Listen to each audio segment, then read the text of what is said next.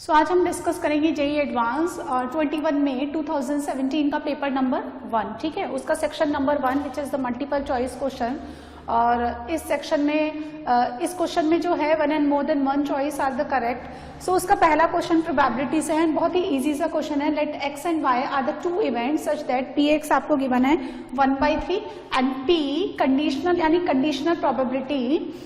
इसको हम ऐसे पढ़ते हैं, जब y इवेंट हो चुका है तो उसमें से x इवेंट का होने की प्रोबेबिलिटी आपको हाफ गिवन है and the probability of happening y event when the x already happened is equals to 2/5। तो आपको ये चेक करना है। तो देखिए आपको क्या गिवन है,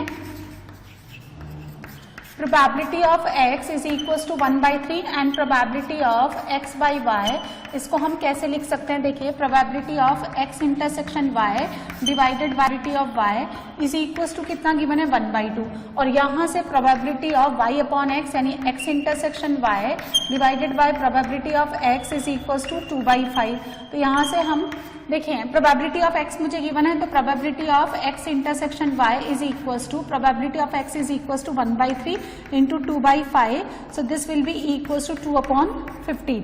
अच्छा यहाँ से हम py निकाल सकते हैं। py कितना हो गया, उधर चला जाएगा 2 and probability of x intersection y is 2/15। So this will be equals to 4/15, right. सो py 4/15, हाँ ये करेक्ट है ना। अब देखिए सेकेंड निकालते हैं, उससे पहले ये भी निकाल सकते हैं probability of x union y, either x और y और both. So probability of x plus probability of y minus probability of x intersection y। ये सब कैसे लिखते हैं, सेट थ्योरी से, है ना। ये आपको देखिए कोई इवेंट x गिवन है, ये y गिवन है, तो आपको क्या निकालना है, x यूनियन y। सो ये कितना हो गया, p of x p of y, और उसमें से एक सब्ट्रैक्ट कर दें आप probability of x intersection y, क्योंकि जब आप p ऑफ x लेते हैं p ऑफ y लेते हैं तो ये दो बार इंक्लूड हो जाता है, तो एक बार हम सब्ट्रैक्ट कर लेते हैं। तो p ऑफ x कितना हो गया 1/3, p ऑफ y कितना हो गया 4/15 और probability of x intersection y is 2/15। तो ये कितना हो गया, देखो 5/15 प्लस 2/15 इज इक्वल्स टू 7/15, ठीक है। तो x यूनियन y जो है 7/15 नहीं है, तो ये रॉन्ग हो गया। उसके बाद x इंटरसेक्शन y कितना है 2/15, सो 1/5 भी रॉन्ग हो गया। अब हम b चेक करते हैं, उसमें क्या निकालना है, देखो probability of x bar upon y यानी probability of x bar intersection y divided by probability of y। तो इसका मतलब क्या है, देखो ये आपके पास y इवेंट है, ये आपके पास x इवेंट है, ये कहना y का होना जबकि x ना हो, तो मतलब इतना होना चाहिए, राइट। सो इसमें से हम क्या करें, इसको हम क्या लिखेंगे, probability of y minus probability of x intersection y। ये इतना पोर्शन जो है ना दिस वन, ये पूरे y में से आप सब्ट्रैक्ट कर दें, तो py कितना है 4/15 minus probability of x intersection y 2/15 divided by probability of y 4/15। तो यहां से कितना हो जाएगा 1/2, ठीक है। तो ये 1/2 गिवन है, तो आंसर कितना हो गया, a और b, c and d wrong है। तो ये इजी सा क्वेश्चन है, बहुत आसानी से जो है बच्चे इसको अटेम्प्ट कर सकते हैं। Now the second question number 2, ये देखिए क्या है, एक फंक्शन गिवन है defined from r to 0 to 1। Function positive है, फ्रैक्शनल फंक्शन है, मतलब उसकी जो रेंज है वो एक फ्रैक्शनल पॉजिटिव नंबर है, continue at some point in the interval 0 to 1। तो देखो क्या होता है कि द फंक्शन इज कंटिन्यूअस, ये आपको एक प्रॉपर्टी होती है, यदि कोई फंक्शन कंटिन्यूअस है यानी बीच में से कहीं टूटता नहीं है, और मैं ये प्रूफ कर दूं कि वो कंटिन्यूअस है a, b इंटरवल में, राइट। और या क्लोज इंटरवल भी आप कंसिडर कर सकते हैं, a, b close interval. a पे फंक्शन का वैल्यू नेगेटिव है, राइट, और b पे फंक्शन का वैल्यू पॉजिटिव है, या वाइस वर्सा कर लो, a पे पॉजिटिव कर लो या b पे नेगेटिव कर लो। तो कम से कम एक बार वो क्या है, negative y to positive y, बीच में कौन पड़ेगा, x एक्सिस।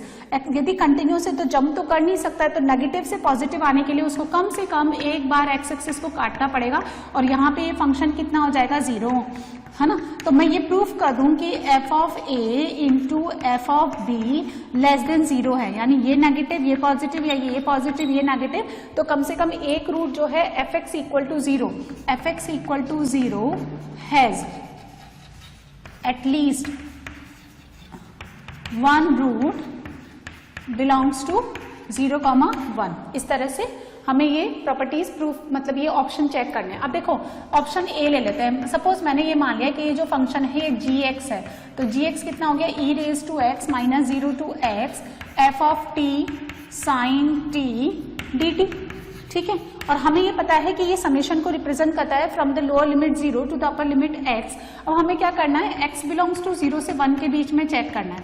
तो g ऑफ 0 निकालें, g ऑफ 0 निकालेंगे, e रेज टू 0 कितना हो गया 1 माइनस, यहाँ पे देखो यहाँ x की जगह 0 डालना है तो अपर लोअर लिमिट क्या हो गई इक्वल, तो ये वैल्यू कितना हो गया 0, तो यहाँ आ गया 1 यानी positive number. Now g of 1 निकालें, so this is equal to e minus 0 to 1, ठीक है। x का वैल्यू 1 पुट कर दिया, F T sine T D T.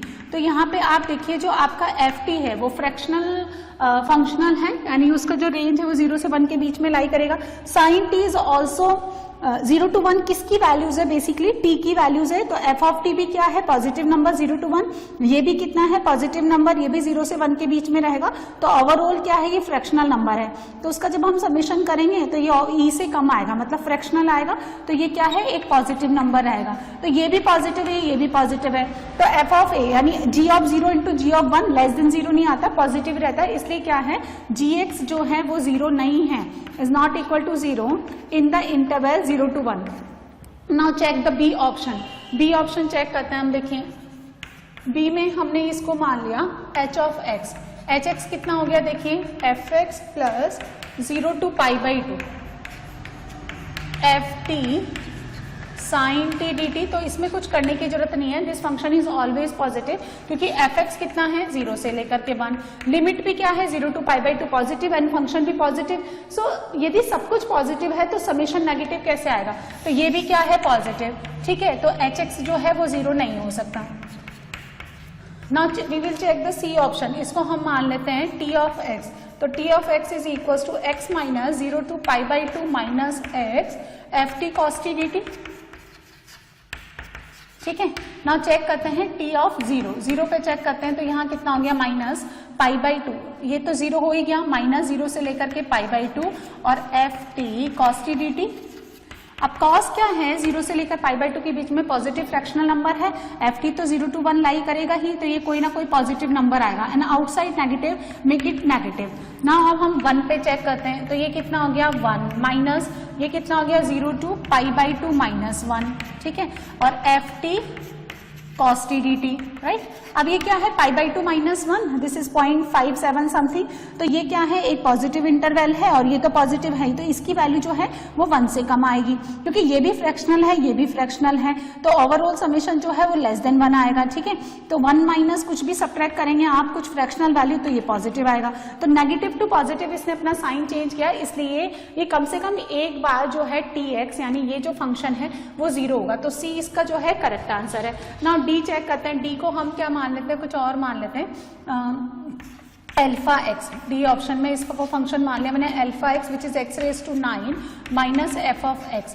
तो अल्फा ऑफ 0 निकालते हैं तो ये कितना हो गया माइनस एफ 0, है ना। तो ये 0 से लेकर 1 के बीच में लाई करेगा, तो ये कोई नेगेटिव नंबर हो गया। अब अल्फा ऑफ 1 निकालते हैं तो 1 minus F of 1, F of 1 जो भी नंबर है उसका वैल्यू 1 से कम होना चाहिए, क्योंकि इसका आउटपुट ही कितना गिवन है 0 से लेकर 1, तो 1 से कम है तो ये पॉजिटिव नंबर आएगा। नेगेटिव टू पॉजिटिव जाने के लिए फिर से इसने क्या है साइन चेंज किया, तो इसको कम से कम एक बार तो 0 होना ही पड़ेगा। तो आंसर कितना होगा सी और D.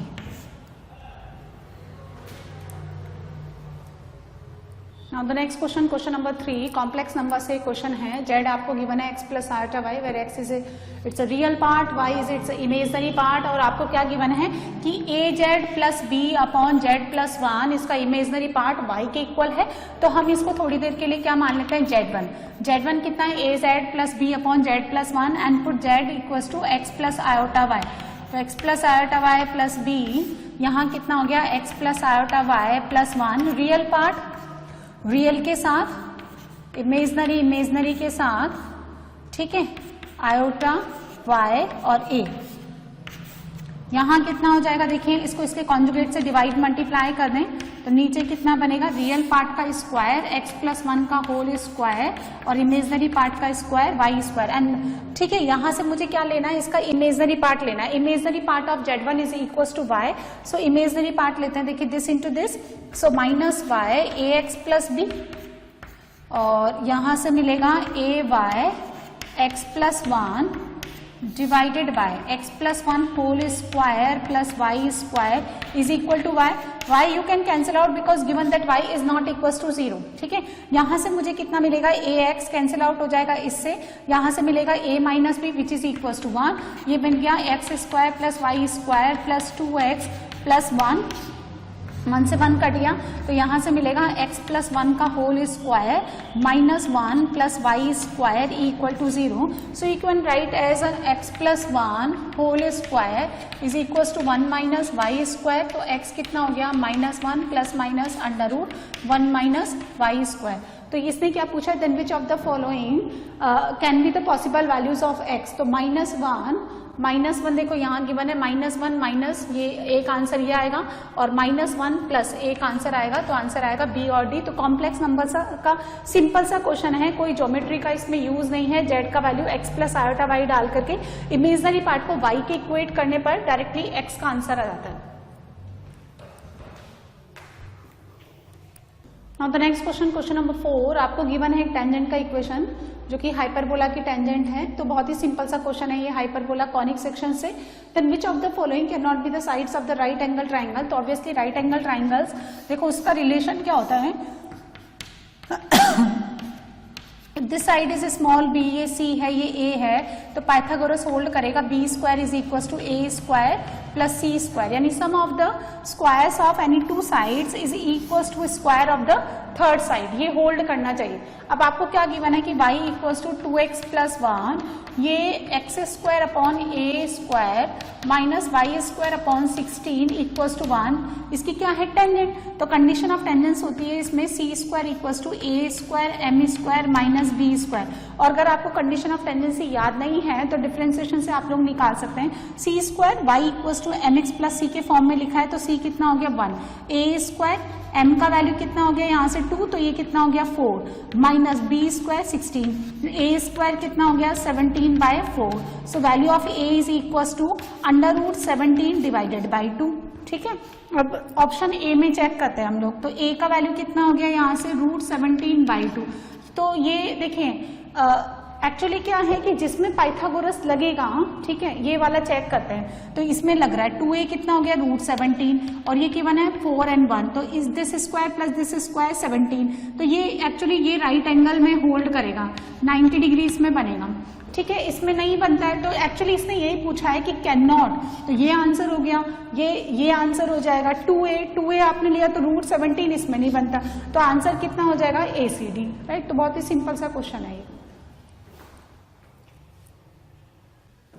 Now the next question number 5, ये भी LCD का इजी सा क्वेश्चन है, ये जो 2017 का पेपर है, कंपैरेटिवली 2018 और 19 से सिंपल है।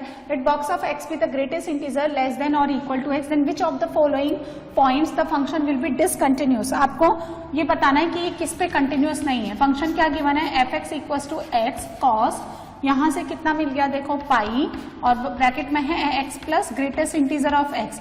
तो प्रोवाइडेड कि आप एक एक पॉइंट पे चेक करें, मैंने ये मान लिया कि जितने भी पॉइंट्स आपको यहाँ पे गिवन है वो सब इंटीजर है, तो हम ये मान लेते हैं कि let x equals to k, और k कौन है, एक इंटीजर है। ठीक है, इंटीजर ले लिया मैंने। ठीक है, तो अब वैल्यू ऑफ द फंक्शन निकालो f ऑफ k, तो यहाँ से कितना आ जाएगा k cos पाई, और यहाँ से कितना हो गया k इंटीजर है तो उसका बॉक्स भी इंटीजर के इक्वली आएगा, तो ये हो गया 2k।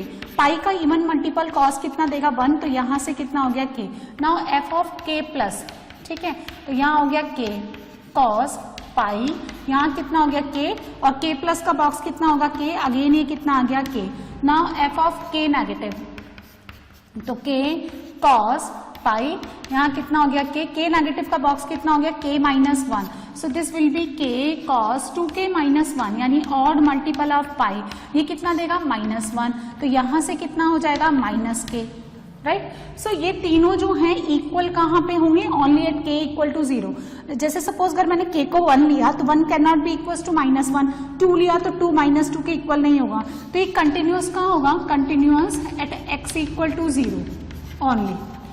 उसके अलावा ये बाकी सभी इंटीजर्स पे क्या है, डिसकंटिन्यूअस। तो इसने क्या पूछा है, then at which of the following points the function is discontinuous. तो डिसकंटिन्यूअस कहाँ है, -1 पे है, 1 पे है, 0 पे कंटिन्यूअस है और x इक्वल टू 2 पे भी क्या है, डिसकंटिन्यूअस। तो आंसर कितना आएगा, A, B and D। So next question, question number 6 matrix से ये क्वेश्चन है, विच of the following is not the square of 3x3 square matrix with the real entries। ठीक है, इनमें से कौन सा किसी मैट्रिक्स का स्क्वायर नहीं हो सकता। तो मैंने ये मान लिया कि लेट कोई मैट्रिक्स है A विच इज B का होल स्क्वायर, मैट्रिक्स B का होल स्क्वायर है ये, है ना। तो determinant of A is equal to determinant of B square, ठीक है, and this will be equal to determinant of B का होल स्क्वायर। तो अगर ये बी मैट्रिक्स का मतलब ए मैट्रिक्स जो भी है वो बी स्क्वायर है, तो उसका जो डिटर्मिनेंट है वो कितना आना चाहिए, होल स्क्वायर होने के कारण क्या आना चाहिए, पॉजिटिव आना चाहिए। ठीक है, यानी ये कोई बी स्क्वायर गिवन है और बी स्क्वायर किसी मैट्रिक्स ए के इक्वल मान लिया मैंने, तो उसका जो डिटर्मिनेंट है that will be equal to determinant of B whole square, तो वो पॉजिटिव आना चाहिए क्योंकि आपने स्क्वायर कर दिया। तो देखो इसका डिटर्मिनेंट कितना आता है, इसके डिटर्मिनेंट की वैल्यू आती है -1।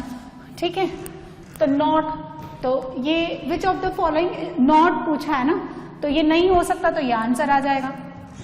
फिर इसका डिटर्मिनेंट पॉजिटिव है तो ये हो सकता है, इसका डिटर्मिनेंट का वैल्यू कितना आएगा, देखें पॉजिटिव, डायगोनल है तो इसी को मल्टीप्लाई कर दें, इसके डिटर्मिनेंट की वैल्यू कितनी आ जाएगी, नेगेटिव, और इसके डिटर्मिनेंट की वैल्यू कितनी आ जाएगी, पॉजिटिव। तो नेगेटिव वाला मुझे चूज करना है, तो आंसर कितना आ जाएगा, ए और सी। बहुत ही सिंपल सा क्वेश्चन है, क्योंकि इसने नॉट बोला है तो जिसके डिटर्मिनेंट की वैल्यू नेगेटिव होगी वो नहीं हो सकता, तो नहीं हो सकता तो वही आंसर होगा। तो A and C will be correct answer. Now next question number 7, if a chord which is not the tangent of the parabola y square equals to 16x, ये पैराबोला गिवन है, इसकी chord of contact गिवन है a and b, ठीक है, जिसका mid point आपको given है h, k, right. Parabola given है y square equals to 16x, तो इसकी इक्वेशन कितनी हो जाएगी, देखो t इक्वल्स टू s1 से निकालें हम, तो ky minus 8x plus h, ठीक है, इज इक्वल्स टू S1, यानी k स्क्वायर माइनस 16h, तो ये कितना हो जाएगा, ky minus 8x is equals to k square minus 8h। तो इसको हम ऐसे लिखेंगे minus 8x plus ky minus या 8h minus k square equal to 0। और इस कॉर्ड ऑफ कॉन्टेक्ट जिसका मिड पॉइंट आपको गिवन है, कॉर्ड जिसका मिड पॉइंट आपको गिवन है, वो इक्वेशन आपको दे रखी है 2x plus y minus p equal to 0। तो कंपेयर कर देंगे, these two lines are coincident of each other, so a1 upon a2 is equal to b1 upon b2 is equal to c1 upon c2। तो k square minus 8h divided by p, यहां से k का value कितना आ गया, -4, ठीक है। तो यहां से मुझे मिलेगा k square minus 8h is equal to p into k का वैल्यू -4, तो 16 माइनस 8h, और यहां से कितना मिल जाएगा, देखिए -4p, ठीक है। तो 4 से डिवाइड किया तो 4 माइनस 2h और माइनस p, तो एक इक्वेशन है, दो अननोन है, k का वैल्यू कितना हो गया, -4। तो यहाँ -4 नहीं है तो इसको क्रॉस कर दो, यहाँ -4 नहीं है। अब यहाँ चेक करते हैं कि अगर h का वैल्यू 2 है, if h equals to 2, h अगर आपका 2 है तो ये कितना हो गया, p 0 होना चाहिए, लेकिन ऐसा तो दिया हुआ नहीं है, तो ये रॉन्ग हो जाएगा। अब इसको चेक करते हैं बी ऑप्शन, यदि h आपका 3 है, h 3 है तो minus p equals to 4 minus 6 यानी -2, तो p कितना हो जाएगा, +2।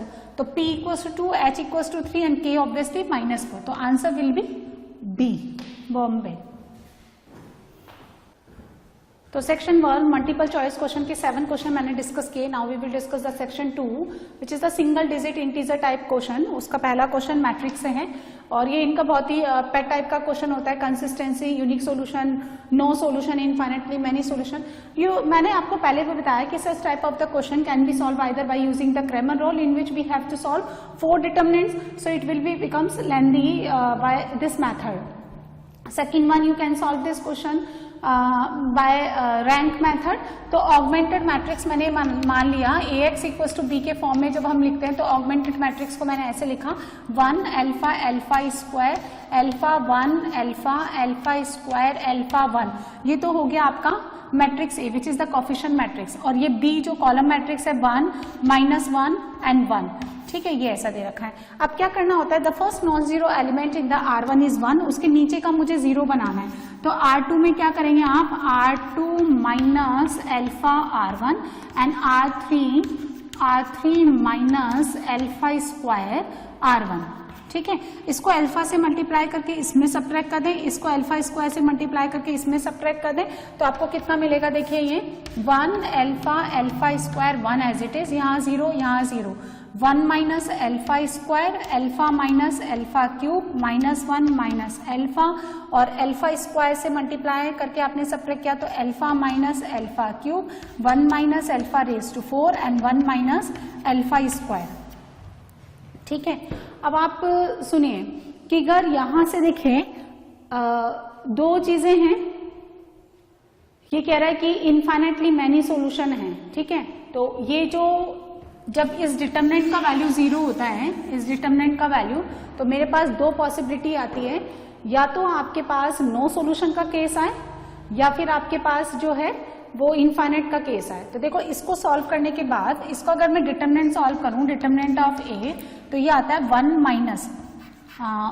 Minus alpha square. ठीक है, माइनस अल्फा, तो ये कितना आएगा,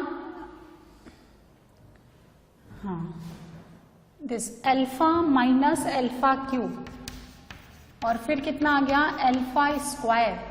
सो ये कितना हो गया 0. तो यहां से कितना मिलता है 1 minus alpha square minus alpha square plus alpha raise to 4. So यहां से alpha raise to 4 -2 alpha square plus 1, तो अल्फा स्क्वायर -1 इसका होल स्क्वायर हो गया. सो ये 0 कहां पे होता है, determinant of A equal to 0 for alpha equals to 1 और -1. अब देखते हैं अगर मैंने अल्फा को 1 डाला. ठीक है, we put alpha equals to 1, if we consider alpha equals to 1, तो ये कितना हो जाएगा, देखिए ये बन जाएगा 1 1 1 1 0.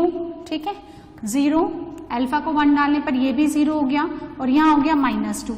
0 0 0 एंड 0.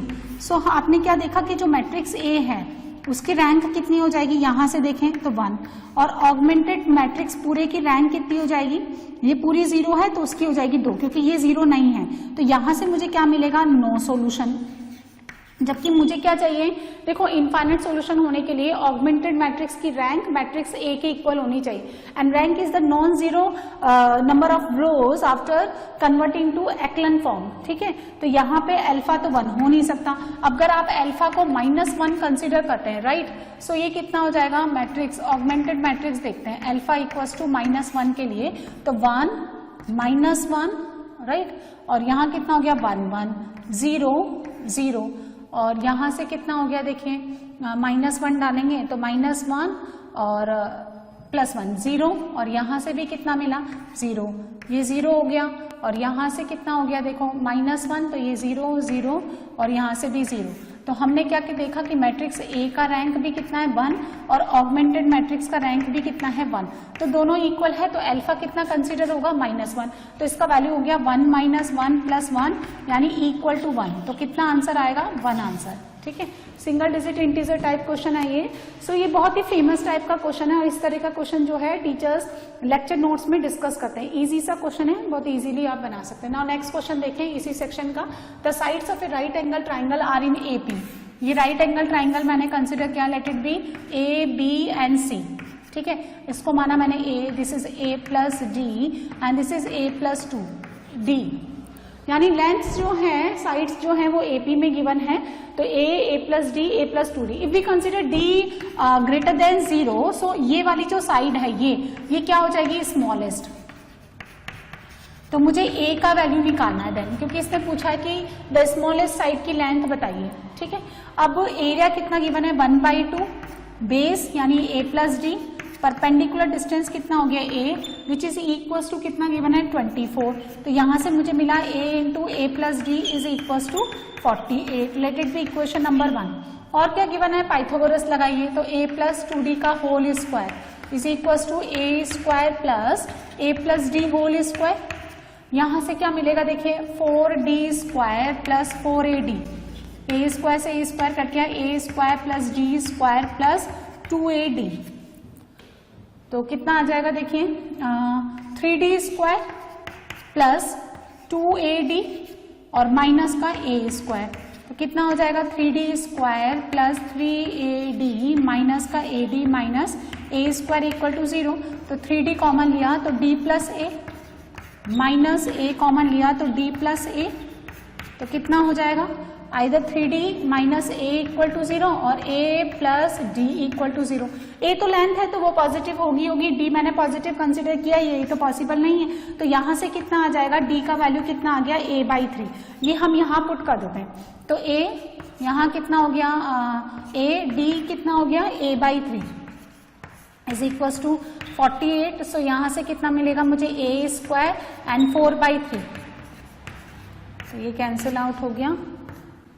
तो A स्क्वायर कितना हो गया 36, A is a positive number, so A is equal to 6 unit answer. तो this is the smallest length of this right angle triangle.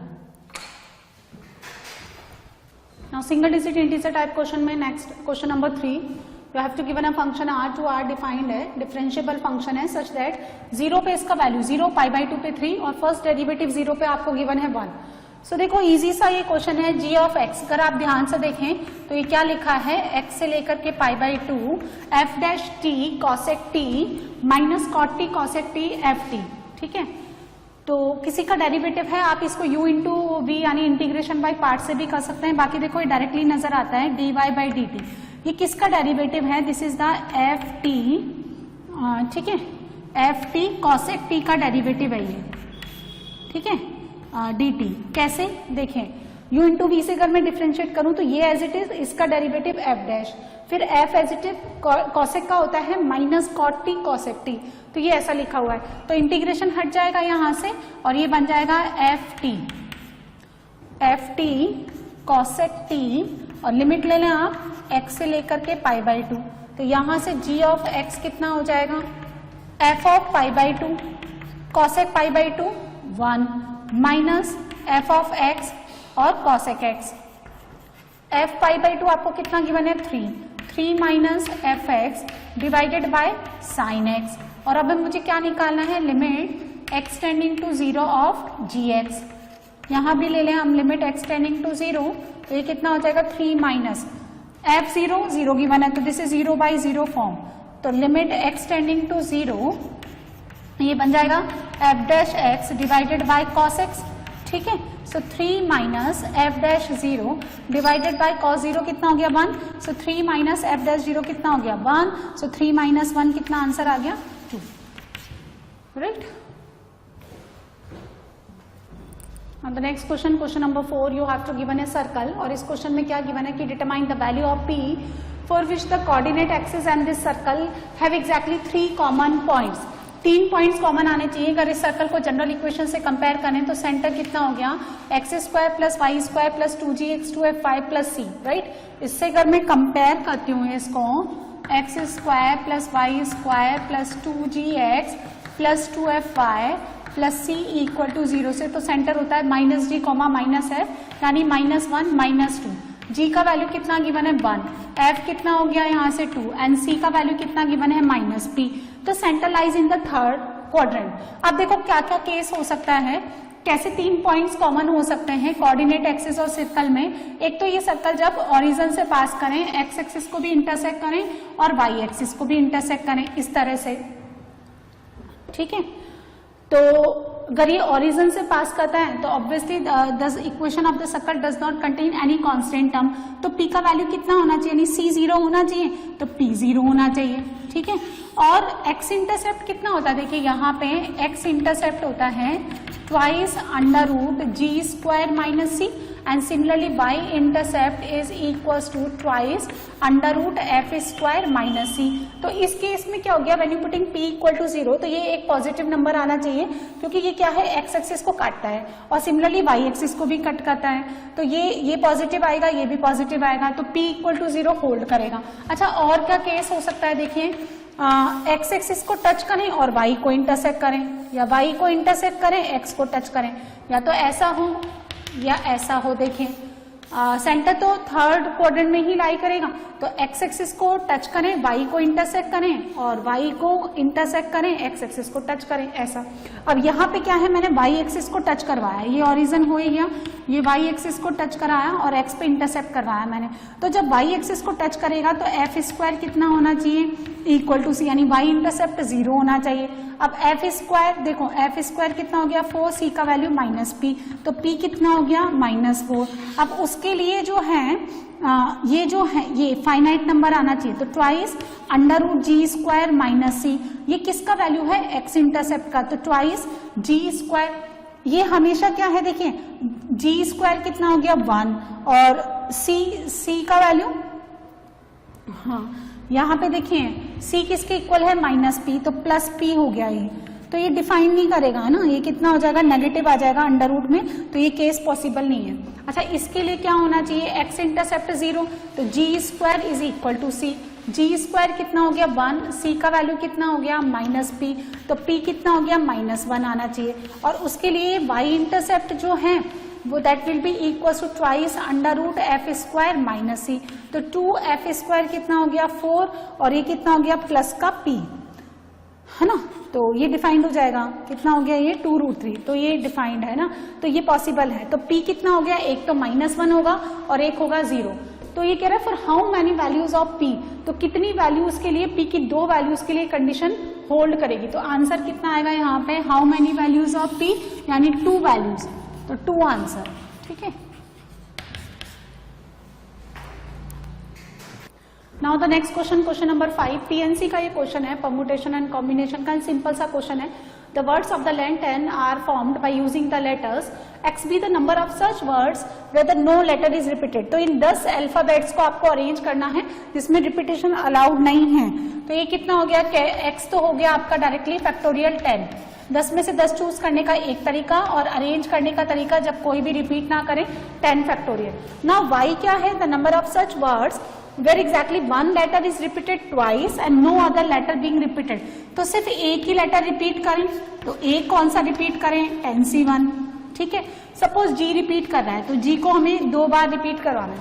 अब 10 का बनाना है तो 2 तो मैंने ले लिए, अब बाकी के 8 अल्फाबेट मुझे चूज करने हैं आउट ऑफ 9, ठीक है। तो हम क्या करेंगे, 9C8, इस तरह से, ये सारे के सारे डिफरेंट होंगे, यानी ऐसे A B C D H I और J, इस तरह से, तो 1 2 3 4 5 6 7, ठीक है।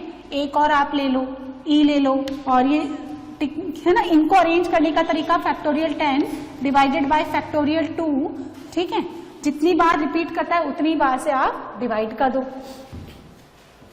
तो 10C1 इंटू 10C1 मतलब जिसको रिपीट कराना है 10 में से कोई सा भी एक ले लो, उसके बाद रिमेनिंग 9 में से ये 8 डिफरेंट ले लो, और इनको अरेंज करने का तरीका आप इसको देख करके कर सकते हैं, जितनी बार रिपीट करता है, जैसे मान लीजिए आपके पास ऐसे लिखा है AABCD, ठीक है, तो हम इसको क्या लिखेंगे, फैक्टोरियल 5 डिवाइडेड बाय फैक्टोरियल 2, इनके अरेंजमेंट का तरीका। तो जितनी बार लेटर्स रिपीट करते हैं, 2 बार रिपीट करते हैं, तो फैक्टोरियल 2 से डिवाइड करें ना। हमें क्या निकालना है, y अपॉन 9x, तो ये कितना हो गया, देखिए 10, ये कितना आ गया 9, ठीक है, और ये हो गया फैक्टोरियल 10 डिवाइडेड बाय 2, और ये 9, और x का वैल्यू कितना हो गया, फैक्टोरियल 10, ये इससे कट गया, 9 से 9 कट गया, and 10 upon 2 is obviously 5 answer. So easy सा ये क्वेश्चन।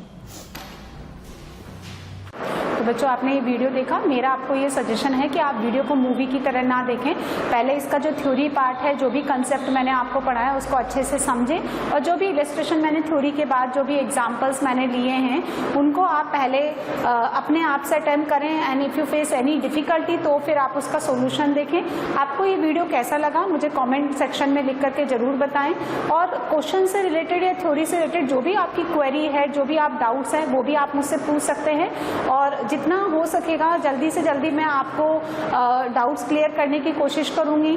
और ये वीडियो आपको अच्छा लगा तो आप अपने फ्रेंड्स के साथ शेयर करें, और लेटेस्ट इन्फॉर्मेशन के लिए लाइक करें, सब्सक्राइब करें, ताकि जितनी भी इंफॉर्मेशन है हम लोग जो आपको प्रोवाइड करना चाहते हैं वो जल्दी से जल्दी आपको मिलती रहे। Thank you so much.